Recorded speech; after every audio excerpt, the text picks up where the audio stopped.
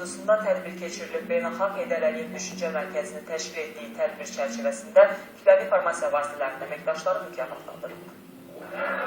Heydər Əliyev və Azərbaycan mətbuatı mövzusuna təşkil olunan tədbir Azərbaycan himni səslənməsi ilə başladı.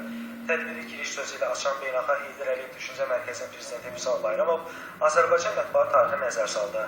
Həsən bəy Zərdabi və onun əsasını qoyduğu Əkinçi qəzetinin o dövrdə oynadığı roldan söz açdı.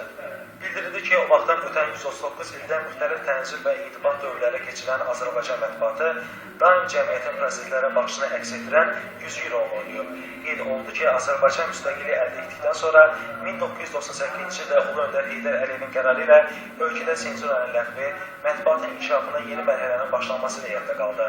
Tədbirdə həmçinin Azərbaycanda kütləvi informasiya vasitələrinin müstəqil fəaliyyəti üçün yaradılan şəraitin sözü açıldı.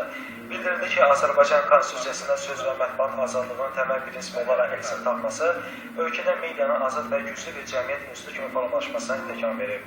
Eyni zamanda Azərbaycan həqiqətlərin dünya ictimaiyyətinə çatdırılmasında kütləvi informasiya vasitələrinin mühüm rolundan danışıldı.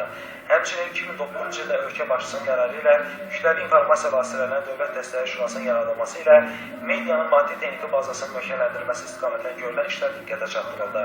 Qeyd olundu ki, Azərbaycanda Mətbuat Şurasının formalaşması media sahəsində pərakəndəliyi aradan qaldırmaq müvəffəq olub. Jurnalistlərin peşə kodeksinin yaradılması isə media qurumları arasında problemlərin həllinə müsbət təsir göstərib. Tədbir çərçivəsində Azərbaycançılıq və Heydər Əliyev ideyalarını kütləvi informasiya vasitələrində daim təbliğ və işıqlandırılmasına göstərdiyi hörmətlərə görə bir qrup kütləvi informasiya vasitələrinin nümayəndəsi diplomlarla mükafatlandırıldı. Mükafatlananlar arasında İctimai Televiziya və Radio Yayınları şirkətində oldu. Orxan Rəsiboğlu, Elmar Əbilov, Anar Ağazadə, Carçı.